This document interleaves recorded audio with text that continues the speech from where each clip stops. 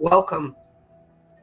Welcome to ascending. I have to amplify that word, ascending, because that's what we came here to do, to ascend, to shift, to evolve.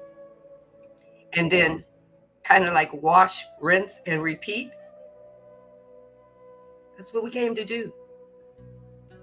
So I attune myself to the creative impulses that indwell in me and seek to express in, through, and as me as we bring you ascending beyond limitations. I am thankful and grateful for my co-host who invited me to embark on this journey. Thank you, Marcus. I am thankful and grateful that I am here today with you to dive into some more of the unknown and help you understand the unknown. You take what resonates, leave what doesn't. One size just doesn't fit all. Yes, we are wholeness. We are one. But we are reflections or expressions of the one. And the one is seeking through us its very beingness and form. Through us. Each and every one of us, all well over 8 billion of us right now. And the divine, it's seeking us. It's feeling us. It's not making any judgment.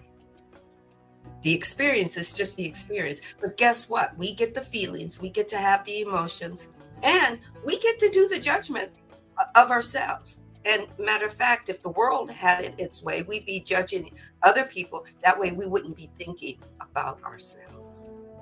But if you're here today, you've asked yourself, what more? I know there's more. I know it means something a little bit more than I learned yesterday.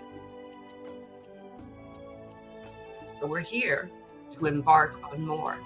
Are you ready to deep dive, Marcus? Absolutely. I definitely am ready to deep dive. And welcome everybody to another Ascending Beyond Limitations, episode 13, as we are continuing to embark upon this journey of exploring our consciousness and who we are in this beautiful creation with the Creator, studying the raw material law of one.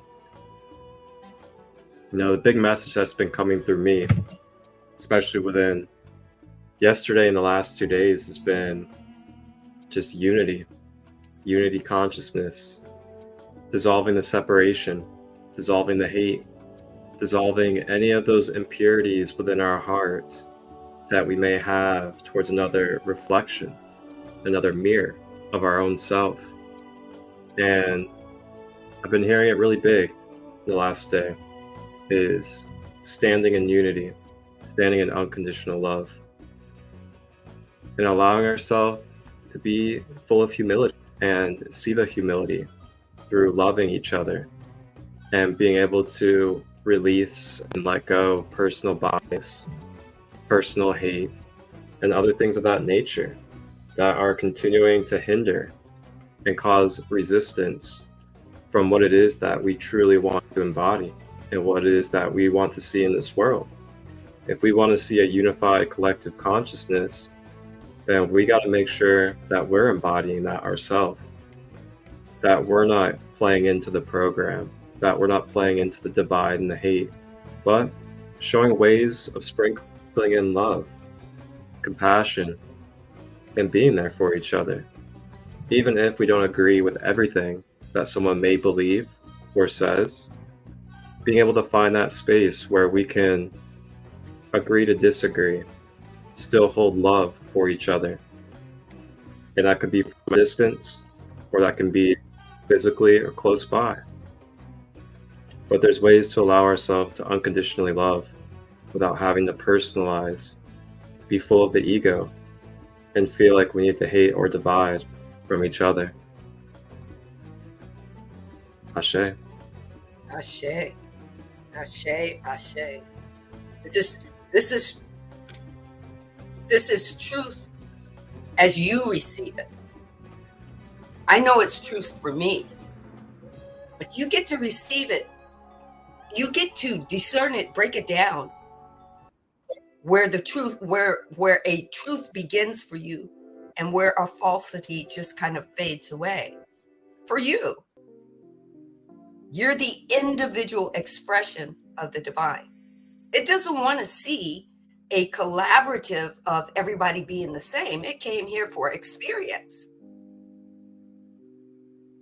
The higher beings that, or as we call them, our souls or our spirits or our higher beings, whichever label you want to attach to that, have come for an experience. They have sculpted you gloriously for the experience. However you came in, if you came in blind, there's a reason. Sit at the seat of your soul and find out what your higher being is needing to download or upload from your DNA light quotient that it needs to recall why it came into the experience. If you came in with not being able to walk, find out. Because just because you're blind or you can't walk or you got four limbs instead of 2 limbs instead of 4 does not mean you are broken. Does not mean that you are not capable of having experience. It just means you get to ask a discerning question when you're ready of who am I? Who am I? The I am. Even if it's said backwards, who am I? I am in this experience with this body doing, learning that I'm awakening to the fact that I've got not just body and mind, but I've got a triune, and I'm awakening to it. Your awakening spirit doesn't mean that you have to jump on board and haul ass to catch up with others. It means you have the journey. You get to decide right and wrong because that's how you gauge. That's your compass of where you're going, how things feel to you. You get to decide if you want to be a part of a collective or if you just want to be the individual having your relationship with the divine, and you get to do what you need to do for you when you're ready. So if you're here today and things that we might say might not float your boat, it's okay. The boat is still going to float. It's just going to turn in a different direction until you're ready. Take what resonates, leave the rest of the energy in the room, untainted with doubt, and let that energy flow for someone else that's going to pick it up and say, I need to go to, I need this. Right?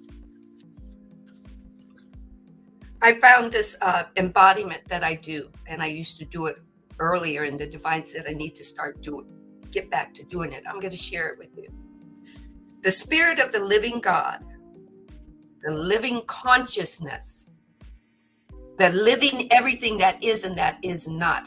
Energy is living. It can grow, it can expand, it can change, it can shapeshift.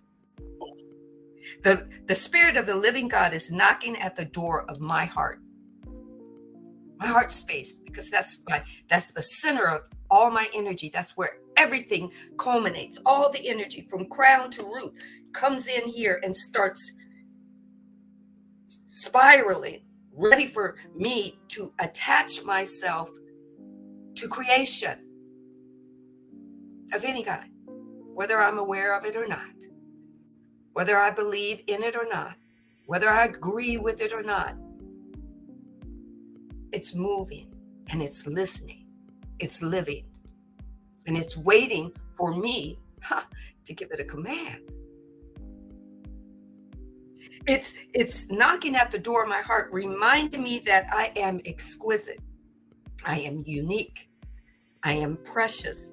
I am a powerful being. I've come to shine, and I've come to sing, and I've come to be bold enough to articulate what I am sensing in feelings and emotions. You are threefold.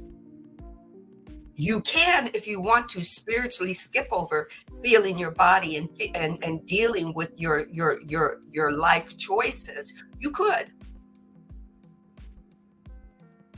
but then the divine is not getting the journey or the experience that it is seeking through you. But that's okay. The divine says, let it be so if that's what you want to do. So we're ready to embark into the unknown. Make the unknown a little bit known. The unknown is not just out in the ethers and the universe. The unknown is everything that is in you that the divine packed with you on your journey here. When the divine said, okay, little one, to our higher being, it's your turn. And put the backpack on us and then infused it into us. So it's not out on the outside where you can see it. It's there. The divine pushed it with intention into us, and it fused into every essence of our energy, into the energy core, into our DNA, into our light quotient. We've got everything we need.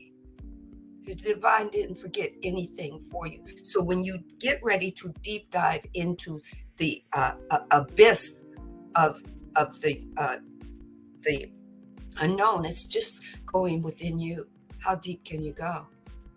Are you ready? Back to you, Marcus. Are you ready? I'm ready. Oh, yeah. And as we deep dive, I got a card for us that would like to share itself as we go into our study today. And this is going to be from the Light Language Oracle deck. And this Oracle deck is a channel deck by a channeler. Her name is Chloe Metcalf. And she channels and connects with each one of these guides for the cards. And really beautiful deck. You can see the back of it right here.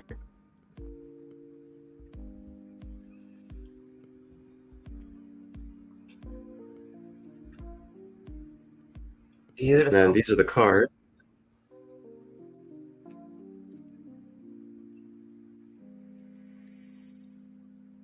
So I'm going to go ahead and pull us a collective card for today. And this is just going to be a supportive energy that you guys are welcome to receive and draw into your space and work with today. Or you can choose not to resonate with it. It's up to you. But it's just a general message open to you, and you can receive it if you would like, or you may discard it.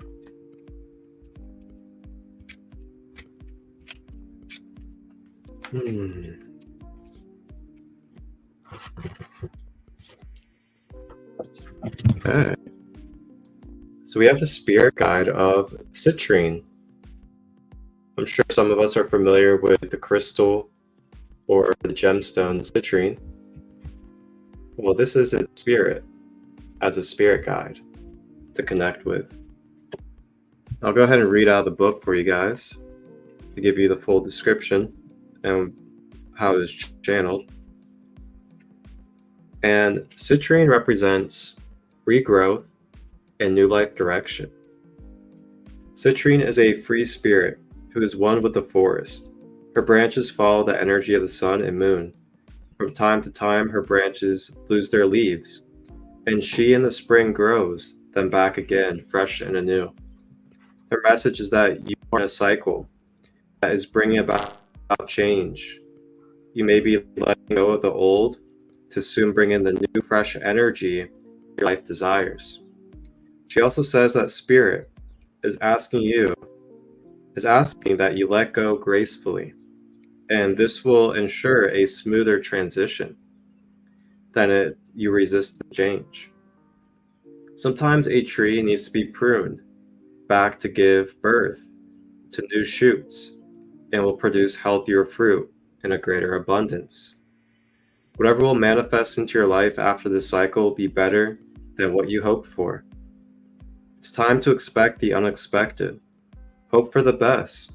During this phase, keep the phrase, this or something better at heart. Your life isn't about living in a state of stagnant energy. Let the new enter. Something positive is just around the corner. And that is our collective message today from the Light Language Oracle. And our spirit guide connection is with the citrine spirit, representing regeneration, regrowth, and birthing from old self, old patterns in our old life. I don't know about you guys, but I've been feeling it on the horizon. I have definitely been feeling a fire of fresh energy. And with that comes the sweeping and cleansing of the old, of the shadows that no longer serve. And that can involve people, places, and things, as well as habits and patterns of our own self. And with that being said, remember your eternal connection. Remember your connection within your heart to all these people, knowing that you are internally connected to these people that we may need to let go of in this physical reality. It doesn't mean you completely let go of their spirit or let go of their energy as a whole connection. It's just letting go of the physical and knowing that they may not resonate with where we are vibrationally and where we're heading on our path. And that is okay, as they served what they needed to in the moments that we were together in the physical connection, in order for us to come who we are now, to learn what it is that we wanted to learn and become wise about, so that we may move forward with new intentions, new energy, and open up and embrace for those that support and will help love us and be there for us in the ways that we wish through our own intentions and desires moving forward. This will be a continuous cycle. Until you leave this earth, we will be going through cycles like this. So you might as well get used to it and try to dissolve that resistance, as that is the beauty of cycles, the beauty of growth and regeneration, is learning from each other, whether it's positive or negative, however you perceive it. It can all serve a purpose, depending on what it is that you would like to make from it. It is up to you. The Citrine Spirit Guide is here for you today to connect with.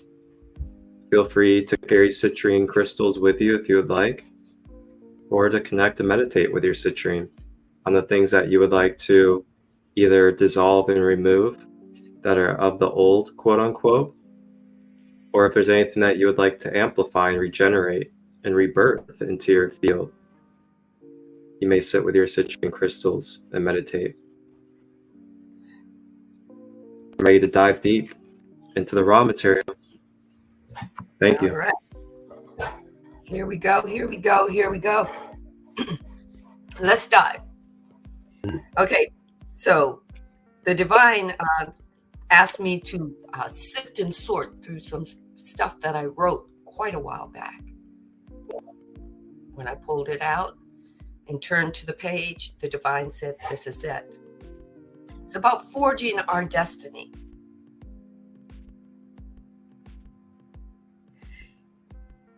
Everything is an infinite possibility. Number one, we can shift our awareness on a regular basis. We've come here to shift. Number two, we can explore the dimensions of our own being. That's part of the shift. Number three, all things are possible within the consciousness of a living entity that we call God, or Almighty God, or Matrix, or illusion, or consciousness, or awareness.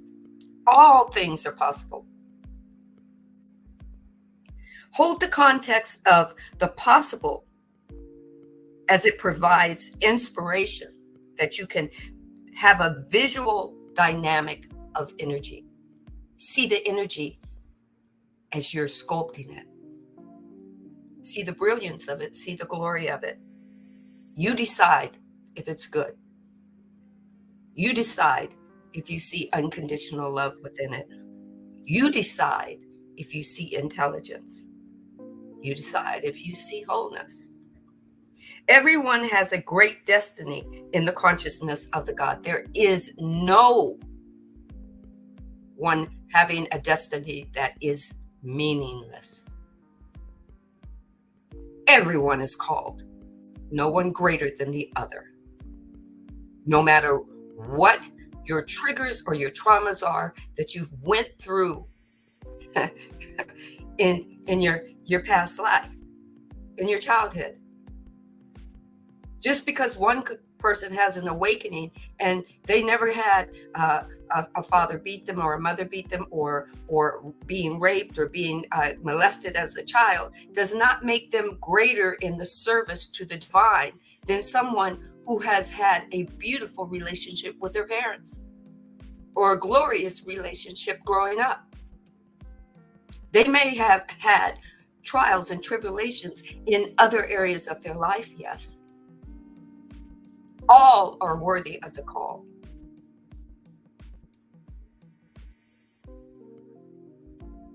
Every higher being that is in you, according to Ra, is making a free will choice of a positive polarity and a negative polarity.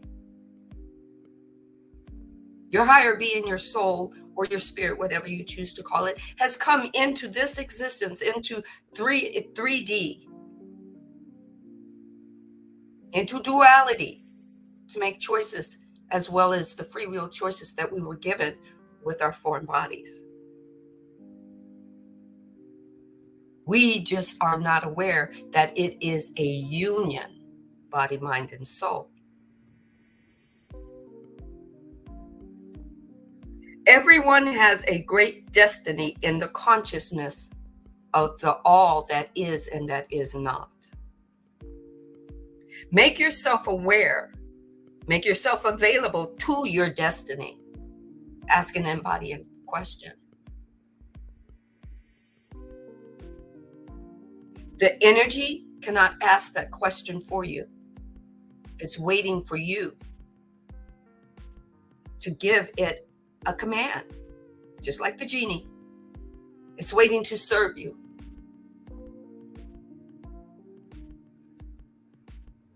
Uncover the wholeness of your own soul. That's where the wholeness lies. Your soul is forever connected with the divine. There is not a tether that has been severed. Even if it's making a choice on the lower polarities, it cannot be severed by the divine. As Ra has says, we are here to serve the all and the nothing.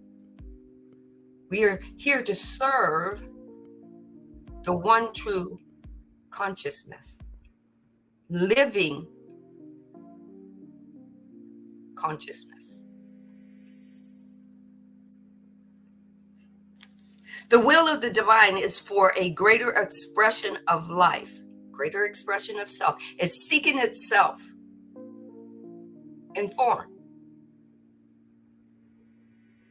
And it asked higher beings, higher expressions of itself to come play with it. Him, she, it, they, whichever,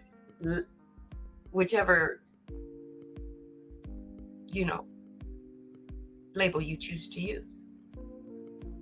The divine needs a vehicle, so it created us. And then it breathed life into us with itself. When you breathe, you may think it's air. Yes, that's the scientific explanation. But when we breathe in the divine and we breathe out the divine. And now we get to express the divine. Not only does the divine get to express in us, we get to express the divine. This is a process of forging our destiny. Forging our own destiny, a pattern This is what I wrote. A pattern of wholeness that is in consciousness, that the all that is and that is not allows us in our form. It's intrinsic freedom, liberation, wholeness. We are not just a body. We are a dynamic energy and substance. We are form. Context determines our perceptions, and it imprints on our mind. Every now and then, we got to give our mind an update. Maybe the imprinted code isn't working for our highest and greatest good, for us forging our destiny.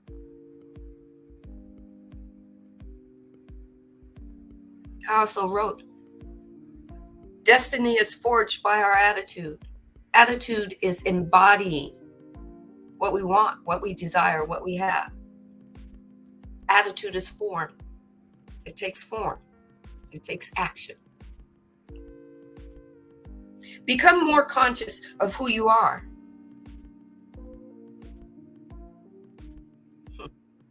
It's part of us forming our intrinsic free will destiny.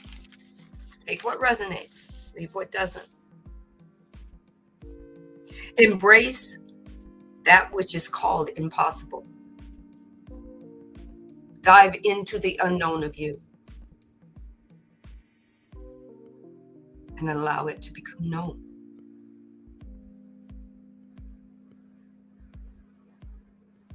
I also wrote, the will of the divine is your will for the divine, as the divine moves in, through, and as you. The divine gave you free will and didn't say, okay, I'm going to take over. The divine said, my will is your will and your will is my will. We work together if you want. Take what resonates, leave what doesn't. Because as soon as I come back from Marcus, because I'm giving it to Marcus, I'm going to read what Ross says about that. Back to you, Marcus.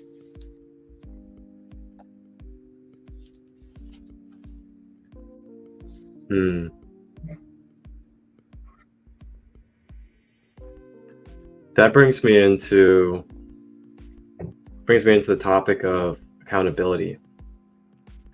And, with accountability, with all that was just said, we have this magnitude of power that we are birthed with in our birthright that is innately free. There is no freedom to achieve. There is no freedom to seek, really. When we align with this reality of, I was born free, with free will. And that is something that I always have in every single moment. And it can never be taken from me. It's my free will. Now, yes, you may be in certain densities. You may be in certain vibration levels and frequencies that can distort your perception or manipulate you or cause you to have certain blockages or overactivations or clarity within your being throughout these living moments of existence that we're in. But through that, no matter the degree of the contrast, whether we're in the darkest place or the lightest place, we still have free will and the choice of what it is that we're going to choose next. Whether it's doing nothing, or it's seeing something and then turning our cheek, or it's facing something head on, communicating, expressing our truth vulnerably. These are all options of our free will, always. And this is where accountability comes in. Taking accountability for your energy field, for your space, for what it is that you're putting yourself in position for. Are we blaming? Are we complaining about what others are doing around us? If so, are we doing the things that we need to for our own self, our own well-being, making sure that we're not putting ourselves in the position to keep being irritated by whatever it is that we don't resonate with anymore? Are we placing ourselves in the position where we can allow ourselves to be balanced enough within our detachment and attachments to be able to just be an observer, to be able to hold space and watch an experience or watch another fellow go through their shadows, go through whatever it may be that they may be moving through without personalizing and attaching to that? Now, if we're staying in a relationship, we're staying in a connection where we feel like we're being projected on a lot, we feel like we're taking on a lot of weight, but we're just complaining about it over and over, and we're wanting to do anything we can to escape it. Well, you have the choice. You have the choice if you want to stay in that position, to be in that connection the way it is, or you can, out of your own free will, choose. Okay, I gotta be honest with myself. There is more to life than this one connection. There is more possibilities of who can come into my life to be a partner or to be a friend or community. And with that being said, knowing my connection with God, Creator, Source, all that is, knowing my connection with that, I do not have to hold on. I do not have to stay attached to this physical identity, this physical being, knowing that there is more out there for me. And I'm always connected to them within my heart, spiritually. And it's okay to let go. So I invite you guys today, if there is anything that you may be struggling with, you may be stagnant with, that you may be in a continuous cycle of feeling like you're miserable, or that you're stuck, or that you have to stay with this person or stay in this space, when deep down in your spirit and in your heart you know that it's time to let go, that it's time to break the patterns, I invite you today to contemplate with yourself through meditation, whatever it is that you meditate with, or whatever it is that you do in prayer to connect with spirit in your highest form, to take that time out of the day and to look at your tools consciously and see what it is that you can do to start taking steps, to start releasing these struggles and these things that we're holding on to with our identity. So we may open ourselves up to more unconditional love, to more possibilities, and welcome in more light, fresh energy, and rejuvenation through new people, places, and things, as it's all waiting for you and is available. But it's up to you, and it's waiting for your consent, for your openness to let go, surrender, and receive. Yes. Ashe. Yes. Ashe. Surrender and receive. Surrender and receive. Okay, Divine said, we're working up to Raw. Okay, I am going to read a paragraph, small paragraph from Lori Ladd's The Divine Design. You find out why in a minute. It's from her chapter 1, and it was point 1. It's called The Intention and the Experiment. Now, for those of you who have read her book, it was a channeled book from the divine. And the divine shared that earth consciousness and the expression of the divine had a glorious thought. Asked the divine, I'd like to shift and expand, and I'd like to do it in a foreign body. And the divine said, little one, let's do that. I'll do it with you. Explain a little of it to me. How do you want this to go happen? What's your intention?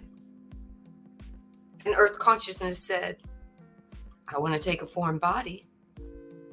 I want to do it in fifth density, and I want to shift and expand in the foreign body up the densities, up the consciousnesses. I want to go as far as I can go. And the higher being said, can I? And like any good parent, any good expression of a parent, the divine said, yeah, I'm going to play with you. What playground do you want to play on?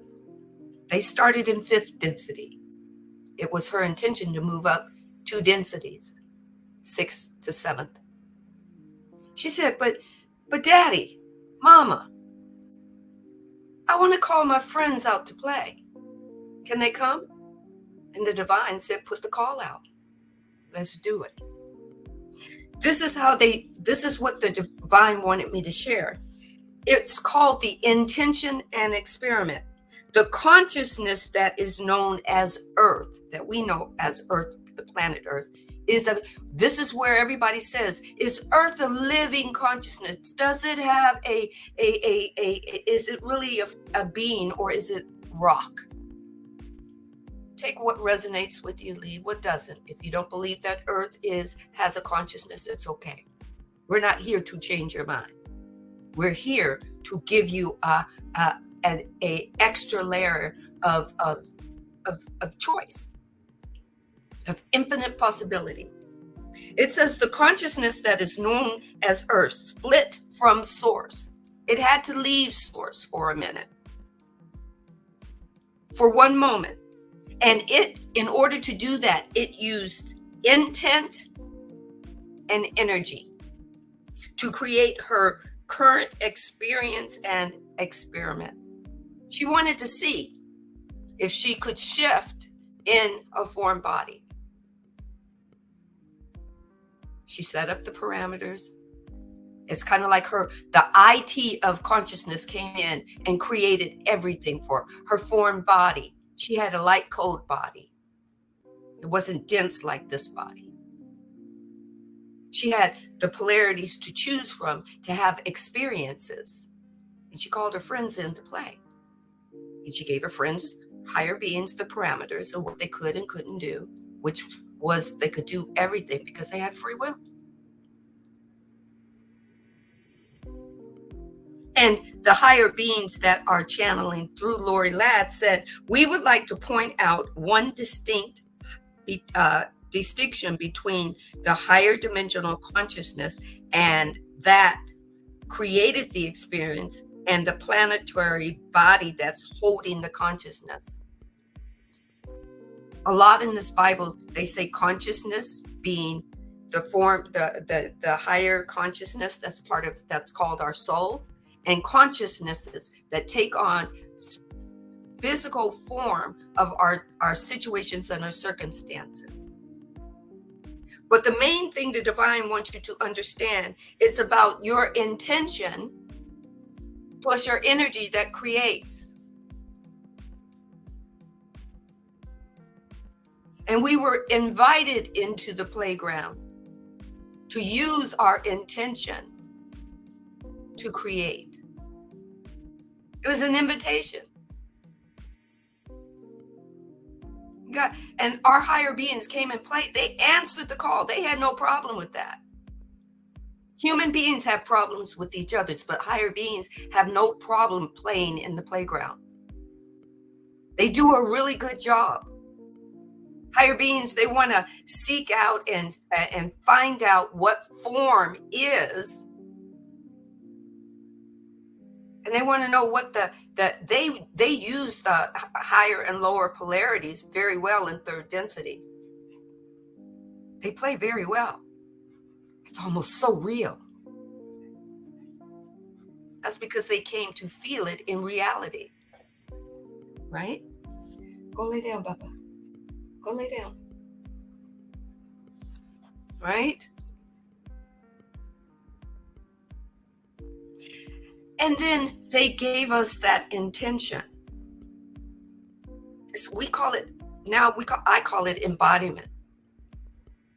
Anything we embody with the energy that we have, we are so powerful. We can create it at that moment in time. The problem is the eyes that we have, the physical eyes, don't see that it's created, and it hasn't allowed us to shift into the allowing frequency of what we manifested, what we created. That means that we have to get into the embodiment of it. See it, feel it, touch it, be it. You want peace. Become peace. Show the divine that because you asked for peace, show the divine what your peace looks like so that you can be in alignment with the peace that has already been manifested. That's how powerful we are. Now, the questioner asked in Raw, will you expand on the positive and negative polarity in general and how they apply to individuals and planets and etc.?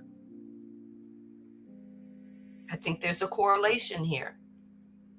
You see how the divine did that? There's a correlation here between using your intention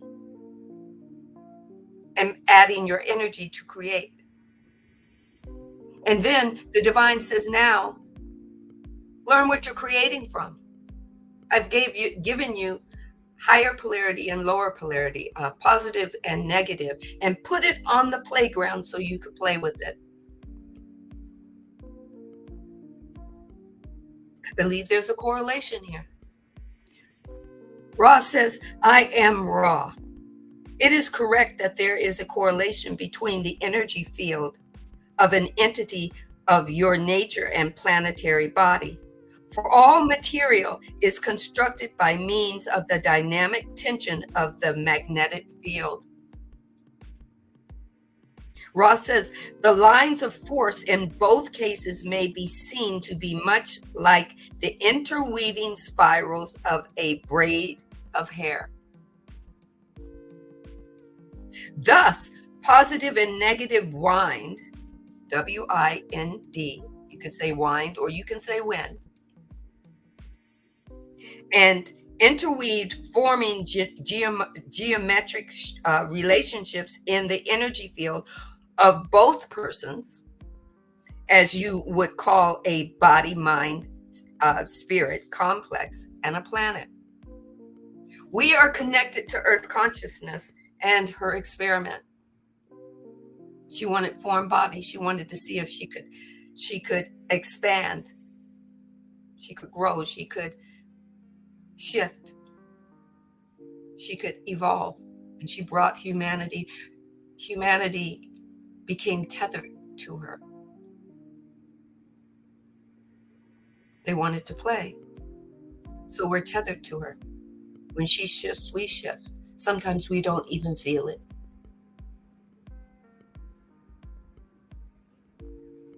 Regardless of whether we believe it or not, regardless of whether we are conscious of it or not, we are shifting with Earth consciousness.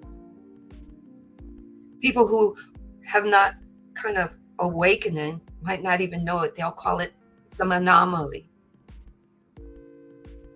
Things that happen by chance. Or a lucky streak. Doesn't matter what you call it. It's still in play. Ra goes on to say, the negative pole is how you can see the South Pole or a lower pole. The northern or upper pole is positive. The crisscrossing of these spiraling energies form primarily, secondarily, and tertiarily energy centers. You are familiar with the primary energy center of the physical, mental, and spiritual body. Secondary points of the crisscrossing is positive and negative center orientation revolved about several of your centers.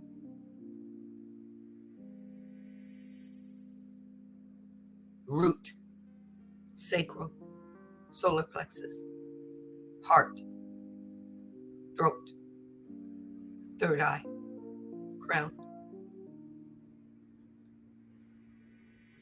Ra goes on to say, the yellow ray center may be seen to have secondary energy. Secondary energy centers below in elbow, knee, and subtle bodies at a slight spacing from the physical vehicle, or the vehicle, at points describing diamonds about the internavel area surrounding the body. Ra goes on to say, one may examine each of the energy centers for such secondary centers. Some of your people work with these energy centers, and you call this acupuncture. However, it is to be noted that there are most often anomalies. Ooh, gotta say that word. I put an R in there. Anomalies in the placements of the energy centers so that the scientific precision of this practice is brought into question. What is Ross saying? Sometimes we just overthink shit. We make it more difficult than it is. Like most scientific attempts at precision, it fails to take into account the unique qualities of each creation. We're unique. We're not all going to vibrate the same. We have the same centers, but we're not all going to be tuned in, tapped into all our centers. Some of our centers might be off, living life. We might be highly in tune to our root chakra and our solar plexus, but we might be off with our sacral. We might be off with our throat chakra. Ross says, the most important concept to grasp about the energy field, here we're talking about energy again, intention plus energy. Okay, let's keep going. About the energy field is that the lower and negative poles will draw the universal energy into itself from the cosmos. Therefrom, it will move forward to be met and reacted to by the positive spiraling energy moving downward from within it. The measure of an entity's level of ray activity is the locus. That's what it says, locus, Locus, wherein the South Pole energy, outer energy, has been met by the inner spiraling positive energy. As an entity grows, as you grow, more polarized, this locus will move forward. It'll move upward to meet where? Positive will move downward from your crown chakra downward. Root, sacral, solar plexus will move upward to converge. This phenomenon has been called by your people the Kundalini. However, it may be better thought of as the meeting place of cosmic and inner, shall we say, vibratory understanding. And the divine has just told me to say vibratory inner standing. To attempt to raise the locus of this meeting without realizing the metaphysical principles of the magnetism upon which this depends is to invite great imbalance. Once again, like Marcus says, know thyself. One size does not fit all. Your energy center is not like somebody else's. Take what resonates for you, and if something's vibrating for you, go inward, ask an embodying question about that. Ask that the divine point you to the answer. If it's not coming from within, the divine is going to show you. It's going to reveal to you.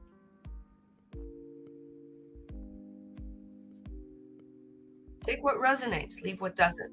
Back to you, Marcus.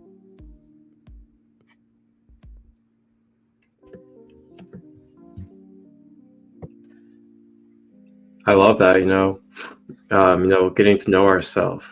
And, that's why I am someone that does like to use astrology. I am someone that likes to use numerology. And I like to find out about my life path number and things of that nature, my human design, and all that stuff. Because for me, it's a blueprint system of why our being is specifically designed the way it is, to the very degree that it was birthed into this world.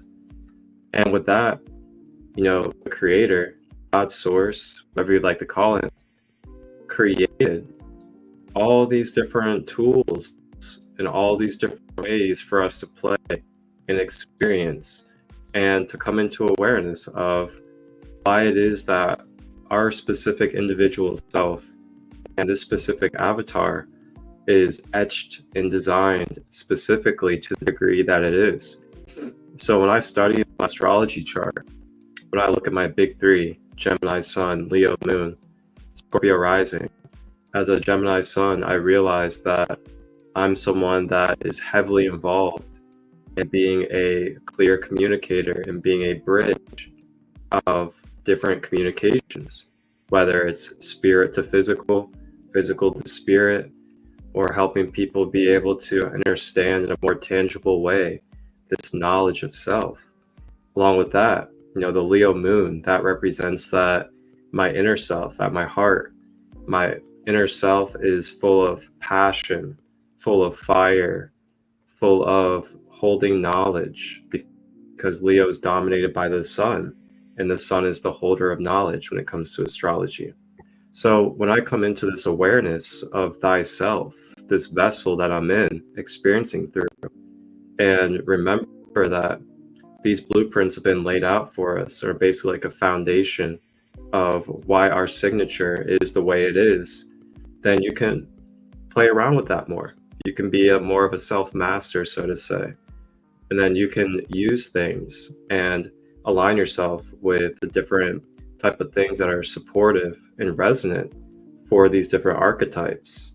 For example, there's specific essential oils that a Gemini can use to activate certain parts of their self. There's certain crystals that resonate more with helping support the energies of the different signs that we are. And there's so much more to it as well when it comes to your life path number and these other things. And for me, it's also fun. I think it's fun to explore ourselves in the layers and into the details of why it is that we are who we are, and it is that we bring, and the way that we deliver it, the way that we bring it. And, we're not all the same. We're not all meant to be the same, which is why we have these specific, to the very degree of these charts that make us who we are. And the more that we learn that with each other, at least from my own experiences and others, is we're able to have even more fluid, even more compassionate and understanding connection of, oh, okay, I can understand that, this person's a life path 7. So this is why they're continuously seeking knowledge. This is why they're always asking questions and always curious about the details of life. It's because they're naturally a seeker of truth. For example, myself, I'm a life path 33. That's an amplified 6. And also even more because it's 33. A 6 is a nurturer, a natural healer, a balancer of life. So that being said, I understand that I'm naturally, in my organic self, a nurturer, healer, and balancer to people's lives. I bring balance to people, whatever that may be. And with that understanding mixed in with my astrology, I'm able to really see, okay, this is why what I'm doing today, constantly making podcasts, constantly talking about esoterics and universal knowledge with people in my everyday conversations and things of that nature, is happening so much, and that I'm capable of doing it so much, is because it's literally in my design to be my purpose. And I just cater to that. I nurture that, and I add fuel to that to continue on my path that resonates for me and my purpose. So I wanted to share that. And then I also wanted to share out of the Kabbalion, because we were talking about the plant life and things of that nature. And this is the planes of correspondence. So the great second Hermetic principle embodies the truth that there is a harmony, agreement, and correspondence between the several planes of manifestation, life, and being.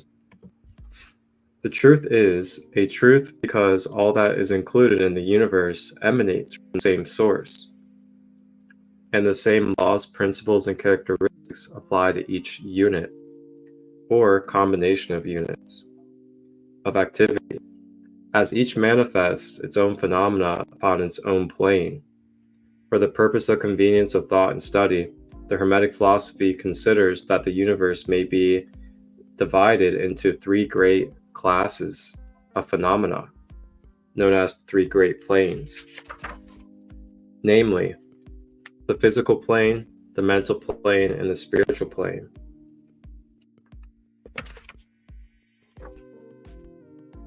So I'm going to skip a little bit and move forward. And it dives into the planes within the planes, subtle planes. And the great mental plane comprises those forms of living things known to us in ordinary life, as well as certain other forms not so well known except to the cultists. The classification of the 7 minor mental planes is more or less satisfactory or arbitrary, but we may as well mention them. They are as follows. Number 1, the plane of the mineral mind. Number 2, the plane of elemental mind A. Number 3, the plane of plant mind. Number 4, the plane of elemental mind B. Number 5, the plane of animal mind. Number 6, the plane of elemental mind C. And then number 7, the plane of human mind. The plane of mineral mind comprises the states of conditions of the units or entities or groups and combinations of the same, which animate the form, chemicals, etc. These entities must not be confounded with the molecules, atoms, and corpuscles themselves, the latter being like the material bodies or forms of these entities. Just as a man's body is but his mineral or material form and not himself, these entities may be called souls in one sense, and not himself, and are living beings of a low degree of development, life, and mind, just a little more than the units of living energy, which comprise the higher subdivisions of the highest physical plane. The average mind does not generally attribute the possession of mind, soul, or life to the mineral kingdom, but all occultists recognize the existence of the same, and their modern science is rapidly moving forward to the point of view of the Hermetic, in this respect.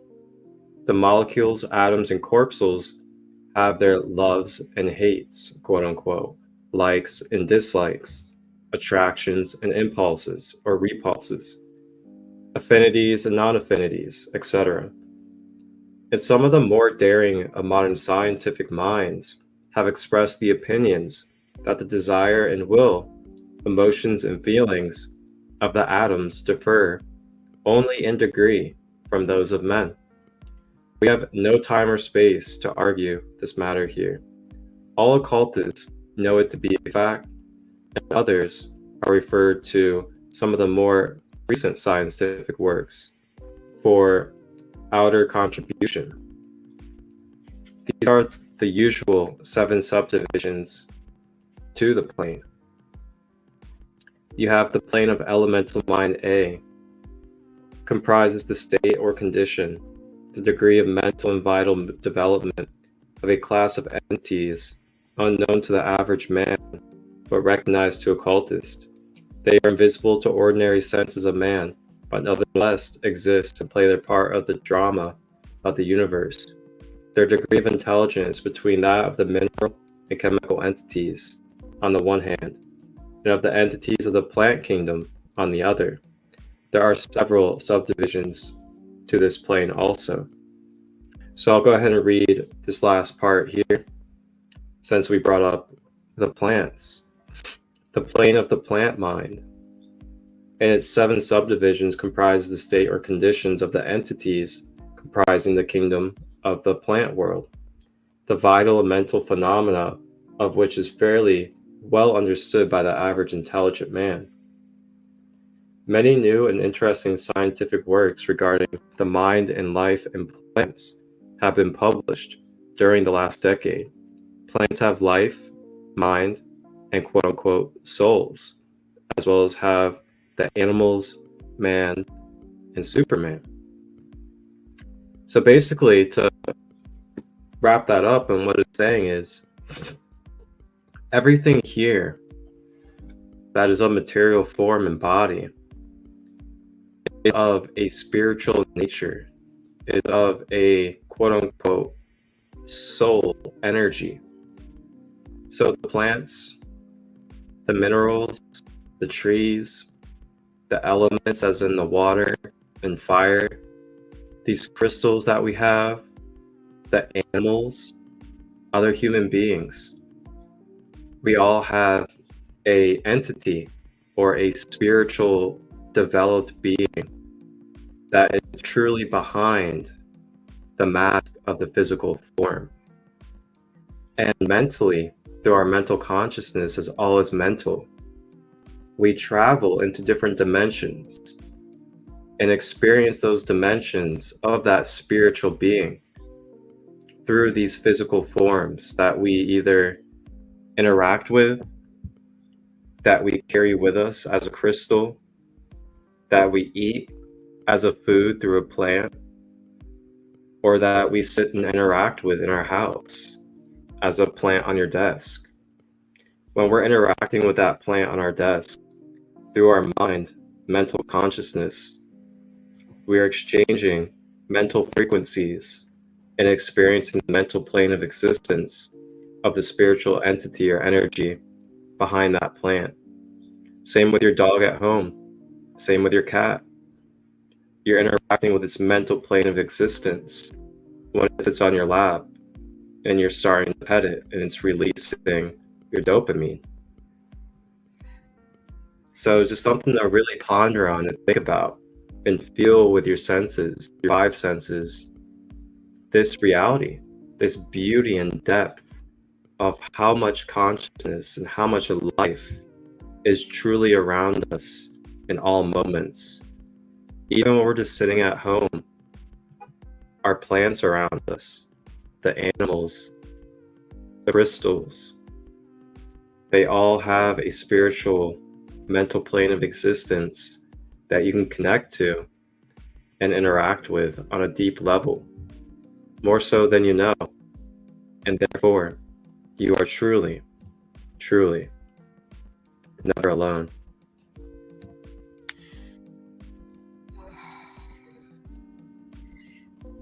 I lifted my water because when we interact with living water. Living water. It doesn't matter where it comes from. It could come from your tap. It could flow all the way through the pipes to get to your living room or bathroom or bathtub. We're interacting with the consciousness of living water. Water has a consciousness. It has a memory. So I'm going to read. I have this book. It's called, I was knowing of the 7 universal laws. But there's one law called law of cause and effect. Otherwise, it's known as karma.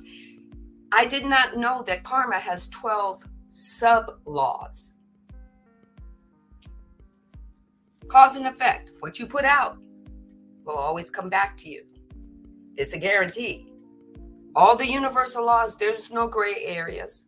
You can't bargain with them. You can't plead with them. They're going to act, and they're going to listen, and they're going to work regardless of if we believe it or not, regardless if we're conscious or not. That's the gift that the divine put in our energetic gift that the divine put in our backpacks and infused into us. And it's always turned on, being activated by the quantum field, by our etheric field around our spirit. It's always turned on. But listen to this one, and then when we go back to raw, maybe you'll get it.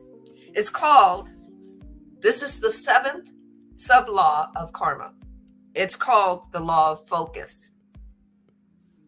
It says, we cannot, in quotes, the author says, this is a channeled author as well, we cannot think of 2 things at the same time. You know what that means? We could say we want one thing. We believe we're going to have it. But if our embodiment shows different, we're not thinking of the embodiment of getting or receiving. We're thinking of the embodiment of not having it. Maybe it's not possible. I don't know how it's going to happen because this scenario and this scenario are happening, and I just don't know. Where you didn't let go, you didn't surrender and say, I'm going with this. I'm embodying this. I'm seeing myself in my new house. I'm seeing myself in my new car. Every day you go down to the dealership and you sit in that car seat and hold the steering wheel and envision yourself, embodying yourself driving that car, regardless of how the down payment is going to happen, regardless of any of that. You're embodying that. But you cannot embody 2 things at the same time. You cannot embody getting it and not getting it. But you can try. The divine says, let it be so. So it says, we cannot think of 2 things at the same time effectively. We must focus. Back to the word intention. The author asked, let me ask you, what is your focus? If a person is truly accomplished great things in life, it is imperative that the individual understand that without focus, one could form the habit of drifting. Have you ever felt yourself do that? You didn't put intention into doing your meditation, but hey, you sat down and you were going to sit down for 30 minutes. Maybe that's your intention. And then your mind started drifting off. And you allowed your mind to keep you drifting off. Oh, I didn't do the dishes. Oh, I forgot to make my bed. Oh, do you know what I mean? Instead of going, oh, okay, I forgot to do that. I'll do that in a minute. Let me get back to this, and take your mind back to it. Right? So the author says you develop habits of drifting. If a person becomes a drifter, they are like a sailboat without sails, a victim of the wind. The life circumstances we create are a result of the knowledge or the lack of knowledge we apply in our lives. Habits are a result of this application, and focus is the cause, or lack of focus is the cause.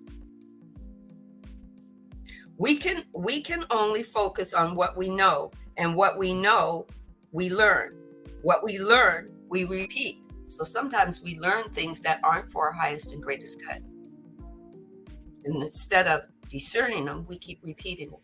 It's okay, though. The divine says, if that's what you choose to do, let it be so. This is how the drifter is born. This is how we use the energy. Every manifestation from energy is a birth. Every surrender of form, when it no longer serves you, is a death. You just give it back to the divine. That's how your mind sees it. But we know energy is never really born. It's never really dies. It's just constantly changing, transforming. Once a drifting thought is formed in our mind without awareness, we are at risk of becoming an unaware or an unconscious drifter. The majority of people are unconscious in their movement of thought, and without the knowledge that thoughts create things, what we focus on, we create. So even if we're focusing on something and creating it, it doesn't mean that we know that we're creating it. We're just living life. And then when life hits us in the head with some shit that doesn't feel good, we believe life is shitting on us. We don't understand that we're creating that by actively being involved with the thought or two thoughts at the same time. The question then becomes of focus. Do you know where your focus is taking you? The author says, I want you to take a moment and think about that. Do you know where your focus is taking you? Hence, you are awareness. That was part of you that was put into the backpack. You are awareness, and awareness is always aware. Are you aware of where your focus is taking you? Are you aware of how your focus is intermittently changing because of your doubt?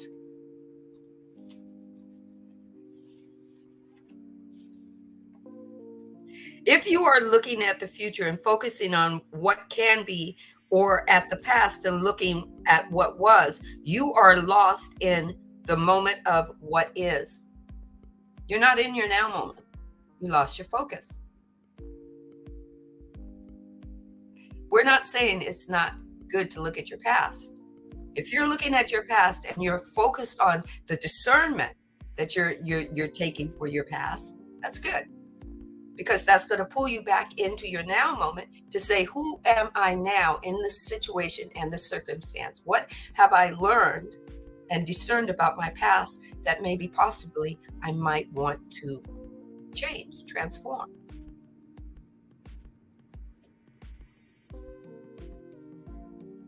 Right? People have termed the trick visualization, but there is much more than that word. Because you go in from just visualizing it to start embodying it, putting action into the visualization, right? The law of focus. So here we go. The questioner asks, what process would be the recommended process for correctly awakening the Kundalini, and what value would that be?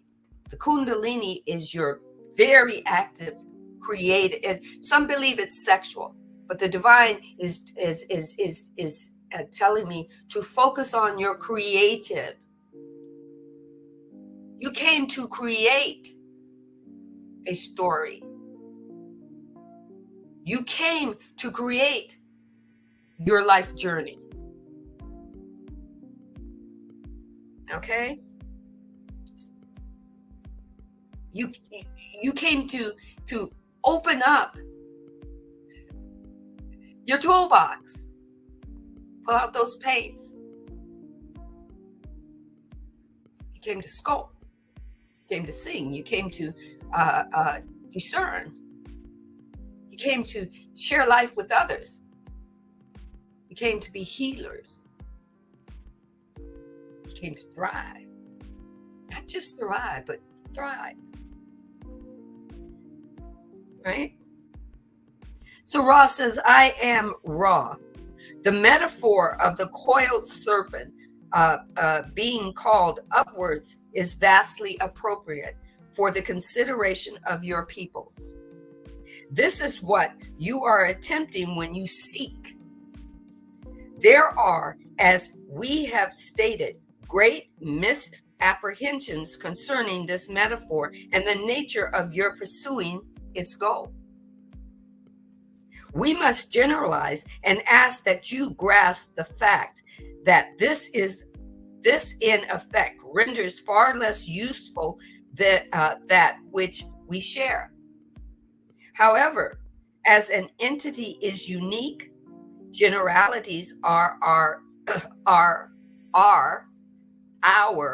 lot when communicating when you're for your possibility or of edification. We have two types of energy. Ooh, I just got chills. We have two types of energy. We are attempting then as entities in this true color of the octaves. Colors of octaves, colors of vibration, colors of shifting. Whoa. To move the meeting place of inner and outer natures further and further along. Our inner vibration, our inner energy is always bumping up against the quantum.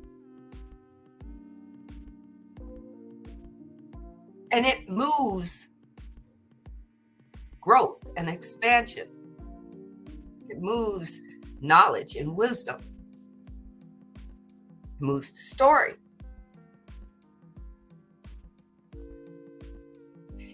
It requires you expand.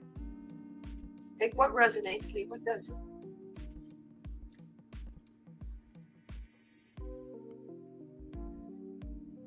The two methods of approaching this with sensible method are the first. The sitting with oneself. Here we go. Sitting with oneself of those experiences which are attracted to the entity through the South Pole, through the negative polarity. Each experience will need to be observed. Oh, you're supposed to observe your experiences. Not judge them, but observe them. But if you want to judge them, the divine says, let it be so too. It's a choice. To observe, to experience, to balance, to accept, and sit seated within the individual. Go within. The divine don't care what you call it. You could call it meditation, prayer. You could call it active service within, going within. You could call it your journey, your astral travel. You could call it whatever you want to call it. Go within. The entity grows in self-acceptance. Come to know yourself again. Ask yourself an embodying question. Be open to the answer. Self-acceptance and the awareness of catalyst or catalyst, the local location of the comfortable seating of these experiences will rise to new true colors, entity, octaves, vibrations. Sit with yourself long enough. You will know about your growth, your expansion, your shifting, your new stories. You'll know what is for your highest and greatest good, what feels good to you, what doesn't feel good to you. You will know when somebody is giving you their story and version of yourself, because the feelings are energy, the emotions are energy, and they were given to you for growth and expansion, for shifting and evolving.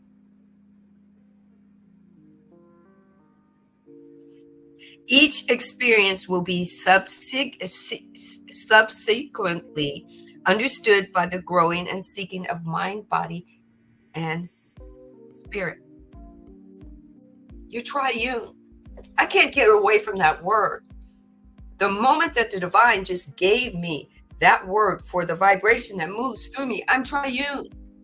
And then the divine tacked on there that not only am I a triune being, that I work together in consciousness, in unity and wholeness, but I am multi-dimensional, multi-octave, multi-vibrational. Back to you, Marcus. Take what resonates. Woof.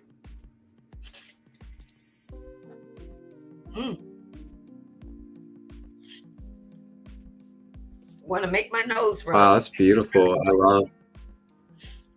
I love how detailed Ra gives these descriptions, and like really making it very clear of like, this is what we're speaking on here in your human lives, not just like only metaphors, but like actual literalness of like saying the chakras, talking about Kundalini, referencing, I'll call it Kundalini and things of that nature. Because now what that leads to is me to be able to do my version and translation of how to relate this to you guys about this knowledge of our energy centers and Kundalini energy, as it's something that I specialize in, something that I teach often, and I also have on my YouTube channel. But first, what I'm gonna do is I'm gonna show you guys a image of our energy centers and our Kundalini energy.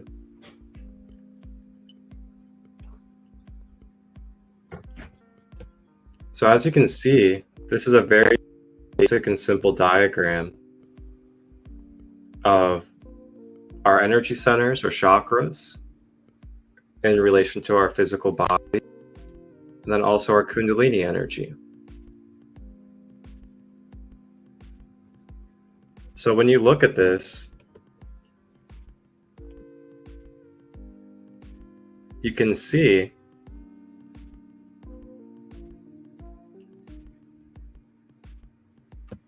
that at the bottom, they have there where it says Kundalini. And then you can see next to it, it basically looks like a coiled up serpent resting at the bottom. Then it has an arrow pointing upwards. So what this is showing you through this diagram is that our Kundalini energy, which can also be known as our vitality, our life force energy, or else can also be referenced as the gift of the mother.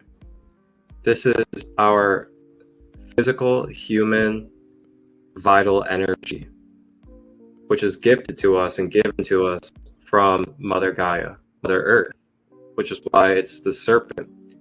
Serpent is also referenced as divine feminine. So this vital energy, this Kundalini, it stays stored at your base chakra, which is your root chakra, the foundation. And then the key is that daily we want to be rising, activating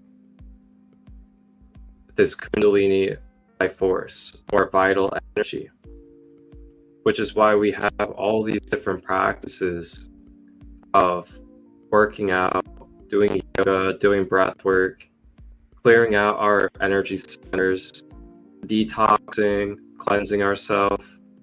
All of these things allow our energy centers to be more clear so that this vital energy and Kundalini is able to flow more naturally up our spine through our centers, thus activating more deeply each chakra that it comes across. So Now, with that being said, we begin to raise up our Kundalini, our life force energy. It splits off into two different poles, just like the mimicking of creation. And those splittings represent masculine and feminine energies. And then these splittings begin to weave outwards and inwards. And where they weave inwards and begin to meet with each other in the middle is where a major chakra is developed. So as it rises, it goes up the frequency scale, the octave that was spoken on by Ra, which is why each chakra is represented by a specific color and a specific hertz frequency. That is part of the octave. So then as it raises up, it makes its way up the centers all the way to the crown. And then you can see that there is a middle pole that is in between, in the middle, balancing our being. This middle pole is our axis point for the human vessel. There's an axis point for all beings in their vessels due to the geometry and the duality of the form.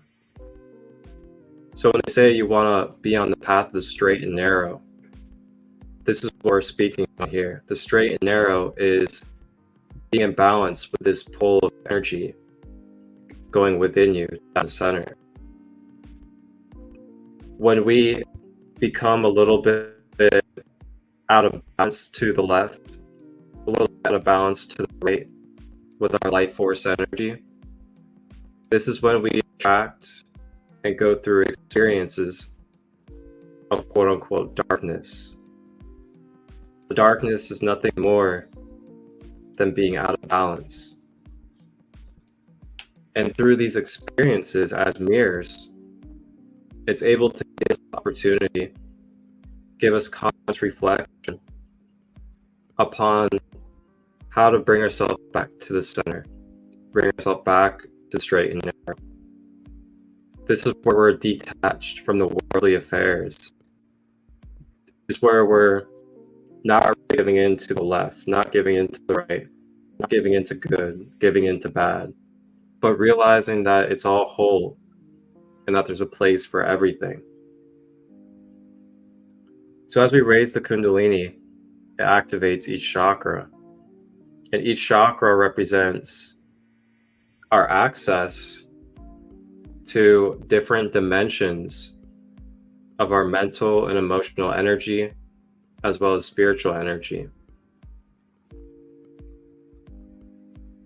So the more that we're clear in each of these chakras, the more we have access to these dimensions of mental and emotional energy naturally through our being. For example, if our root chakra is activated and stable, we're able to feel naturally at peace, more grounded, more connected to the abundance of Mother Earth.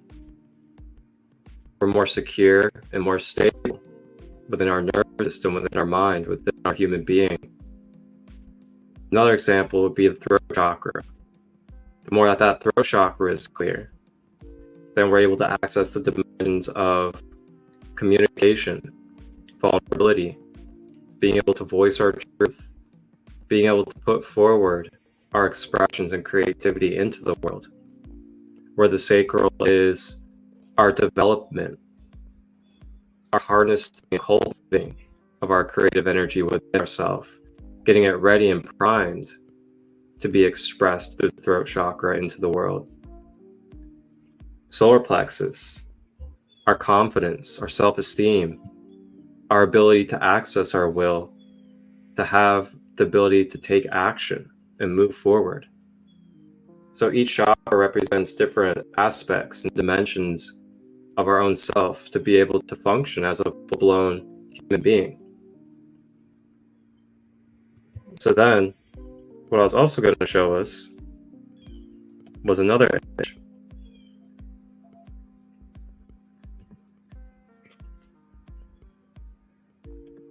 And you guys can find many all over Google. Google as well. And give me one moment.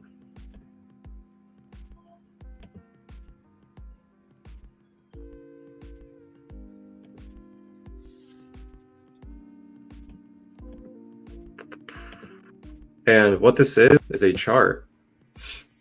And this chart is a octave scale chart. You guys can find many other ones out there as well.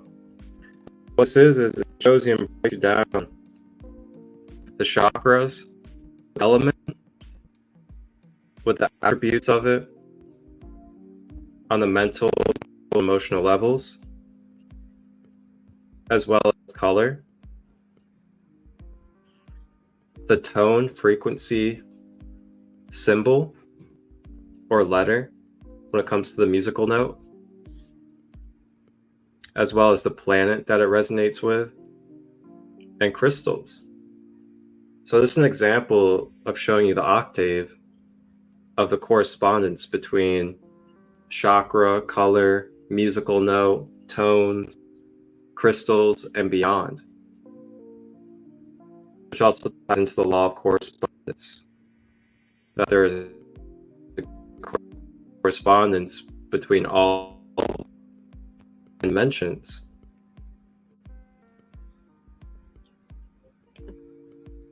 So then lastly, I wanted to show you guys where you guys can access this type of in-depth explanation and teaching for myself on a whiteboard as well as on a screen share.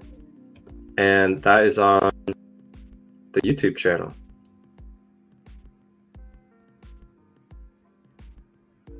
And you guys can hear Sacred Light Healing and Wellness under Light Body Awareness 101. And I have a full playlist for you guys. You guys go to my YouTube channel, you click on Light Body Awareness 101, view full playlist, and then you just start at the beginning where I introduce to you what the light body is, what the chakras are, as well as grounding and energy cords very briefly. And travel into the chakras, and I go in depth and teach you guys what the chakras are. And then I have an energy cords episode as well. So if you guys are interested and you'd like to learn in depth and thoroughly the multidimensional aspects of the light body, how it works, and why it's important to be aware of it and how you can balance it in your life, along with the in-depth use of the chakras, you guys can find that on the YouTube channel to access anytime for free. And that's what I got for you guys. Back to you. And that's just delicious. Yummy. All right. So Divine wanted me to share from the Divine Design. Divine wanted me to share from the Divine Design. Whew. The Divine says, Earth consciousness wanted to enter into the fifth dimensional form. In parentheses, they have Earth plane. That's her body. With a 5D and experience shifting into the seventh dimensional field with that same form, with the same body. And guess what? We were supposed to be able to do that as well. Now, you might do that when you sleep. Your body may be able to, if you've shifted and you've anchored and you've acclimated and you've assimilated and then you've anchored into that seventh plane consciousness, you're going to have two things that change with you. You start looking at third density differently, from a different conscious lens, from either 4D, 5D, 6D, 7D, whatever D you're in consciously. Your body doesn't have to shift there and be gone. You don't have to die to do it. You got two ways of doing it. And this goes back to, the divine wants to say, it goes back to energy and intention. So like, in order for your light to work, you plug it in. And then the intention is pulling the switch so the light comes on. Right? But it blew my mind that not only did Earth Consciousness say, come play with me, to every higher being in every realm that is an expression of the divine. We may call them extraterrestrials or aliens, whatever you want to name them, but they came to play. Some of them took form in foreign bodies, created foreign bodies, and they came to play. What did they come to do? They came to shift energy and manifest in form, play with the energy a while. Then when they were done with that energy, they said, okay, done. They took that energy. They said, hey, divine, take this energy back. You need to transform it so I can play something else. I want to go on a different yard. I want to opt out of this game. I know they're playing and having fun in this game, but I don't want to play that. Example, I don't play politics. I opted out of that game. I told my higher being, it makes me, I don't like that feeling. And my higher being said, well, I'm done with that.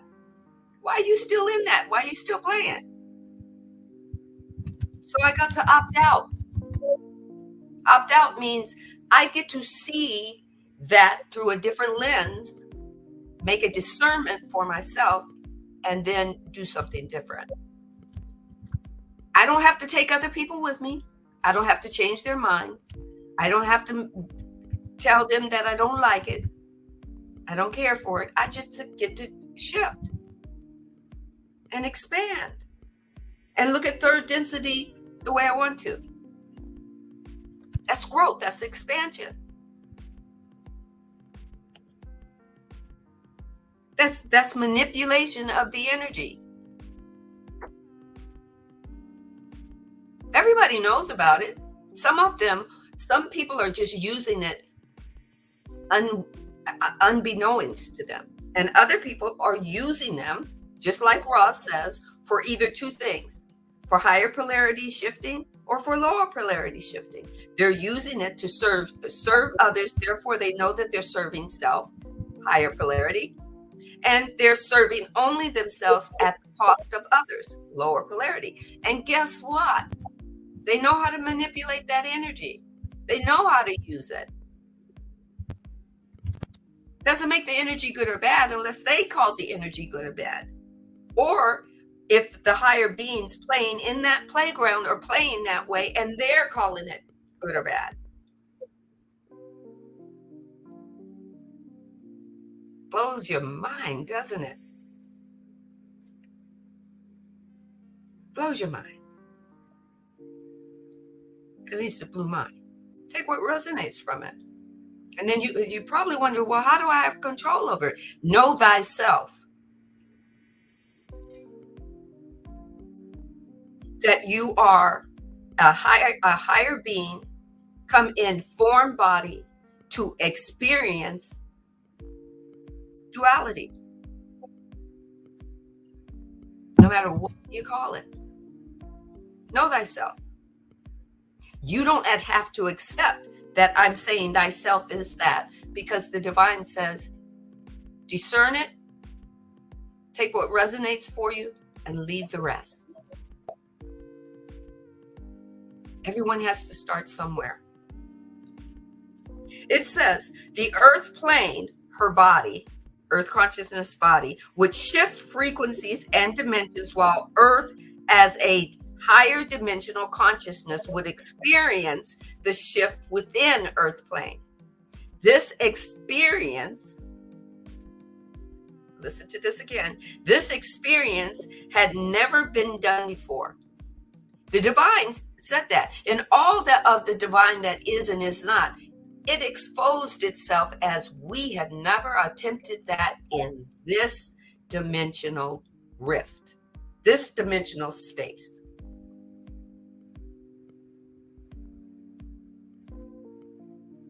And the divine came and played with Earth consciousness and her Earth plane body and all the bodies that are playing. I'm glad the divine is playing with me. I'm glad the divine is showing me infinite possibilities about energy. I'm glad I took that spiritual journey from being a Baptist little girl to being a born again young woman to even losing my mother. All these experiences, all these light code moments that was for my higher being gave me expression, not only for the divine that was moving in through and as me, as a physical form with a conscious mind. I got to experience it. I got to experience the feeling, the vibrational octave feeling of a good and a bad moment. I just didn't have to stay in it very long. I didn't have to use it as quicksand. Take what resonates, leave what doesn't. Thank you, thank you, thank you. We've got some more, but we're 10 minutes away from 2 hours. Back to you, Marcus.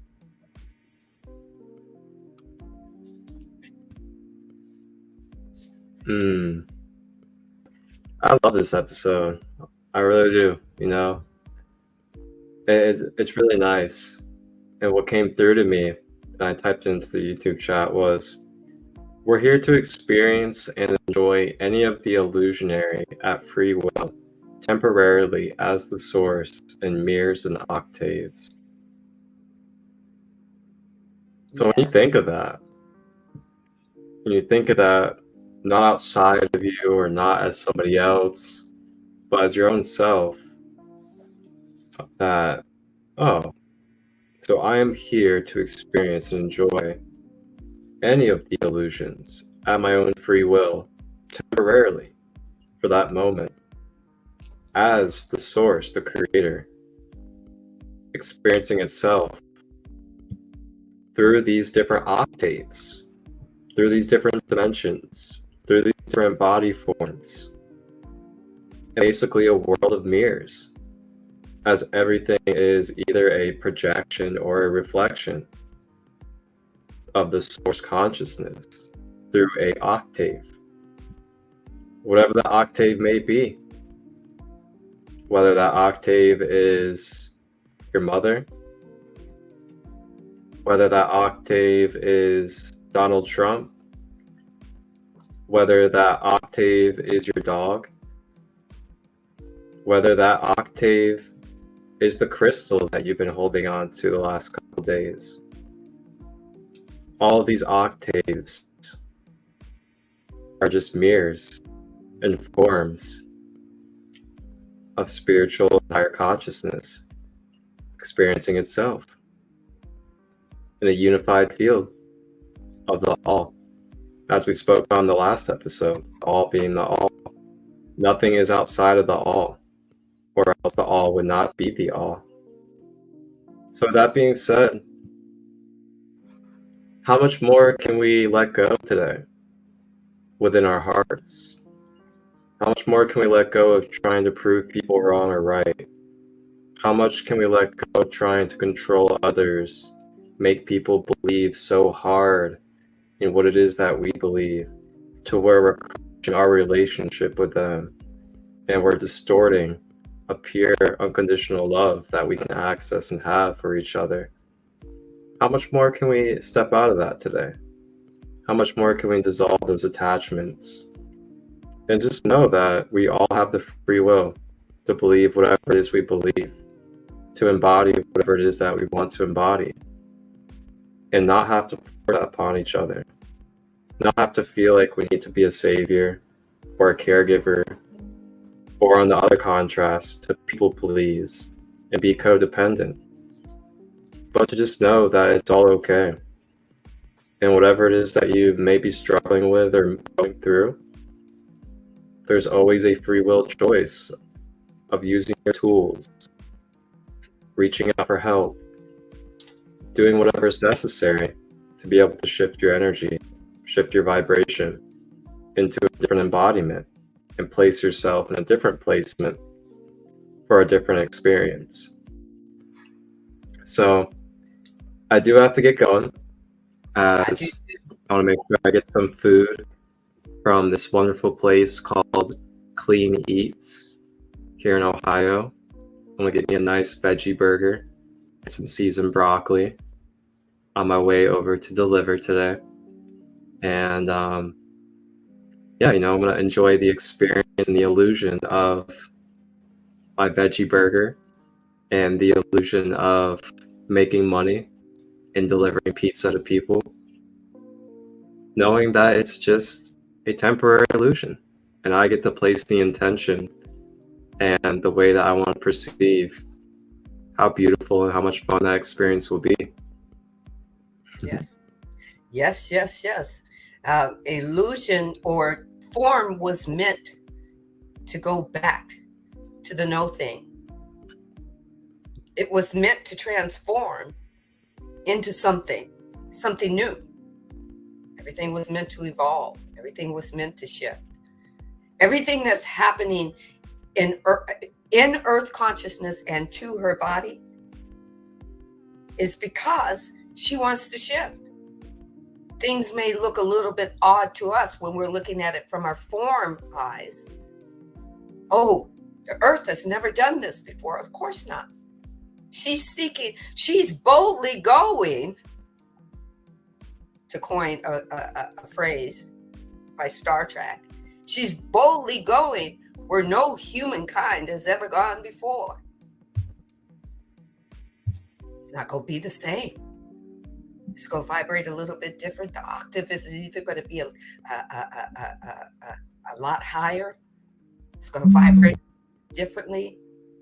It's going to make us feel a little bit differently. And here's the thing. All the things that we know about the celestial beings and where they're placed and everything, it's energy being put out.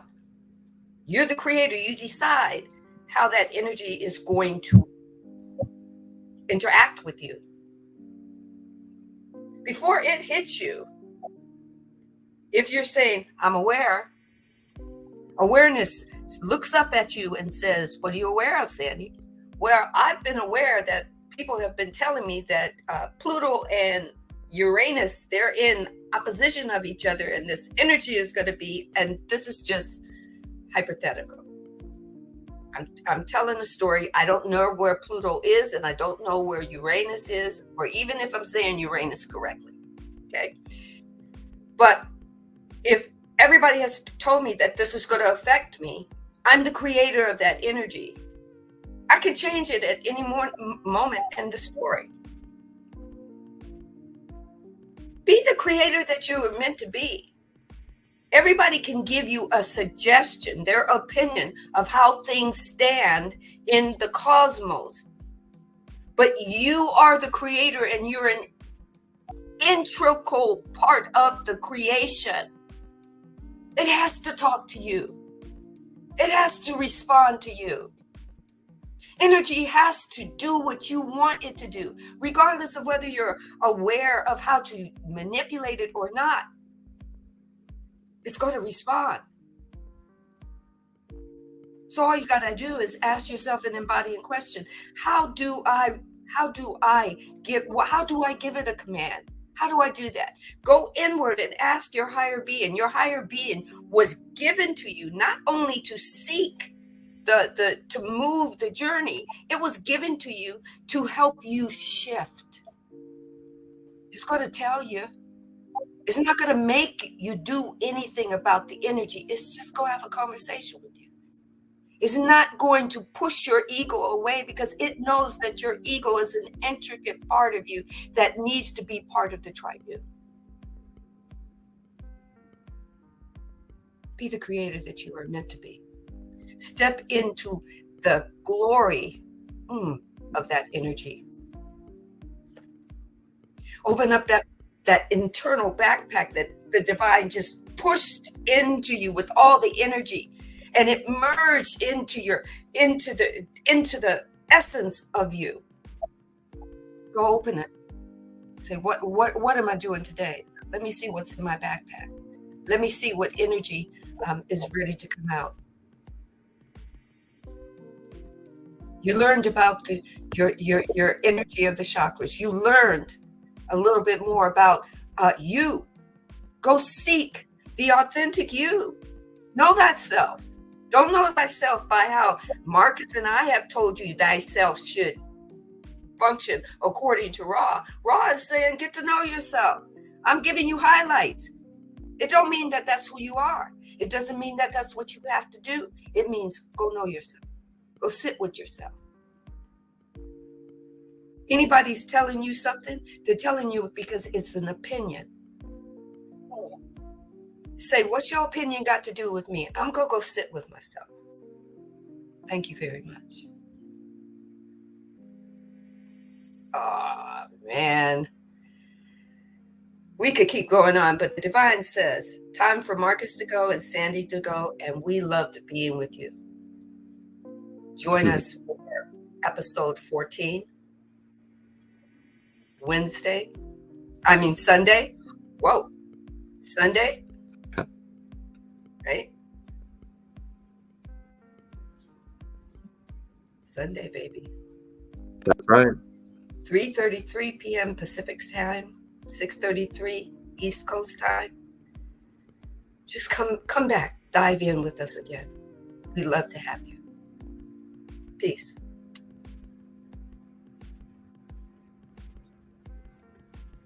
Ashe. And also, if any of you guys would like some assistance from myself as a shamanic holistic practitioner when it comes to clearing out the layers of your chakras, diving in depth on how to consciously see where blockages are within your chakras, just reach out. I do offer those one-on-one services to allow you to go in depth with myself as a guide on what your chakras are, how you can relate in your personal life to the blocks and imbalances within your chakras. And then I can help give you the tools and the guidance on how to balance and clear those energy centers to allow that Kundalini that we've spoken on to be able to flow through you daily in a very seamless and fluid connection, allowing you to have that natural intuition, that natural motherly wisdom flowing through your being on a daily basis. Along with that, helping bring well-being and flourishment to your mental, emotional, and physical state of being. Just reach out. You guys know where to find me at. And you can also watch that YouTube series I have as well that I referenced. Yes. Wholeness and balanced love, everybody. Thank you. And I am starting star meditations with light language. I am doing it one-on-one. I'm going to be doing it on Thursdays and Fridays. I'm going to be doing it in the evening. DM me for the time. It's one-on-one. It's going to be 30 minutes or an hour. You get to choose. So DM me on my Instagram. I'm ready to rock and roll with you. And, sometimes you just have to come somewhere to surrender things. Surrender things means that you take a deep dive into you. Sometimes you just need the right place at the right time. Star meditations with Sandra and light language. Check it out. Take care. Guys, Sunday. A blessed day. Blessed.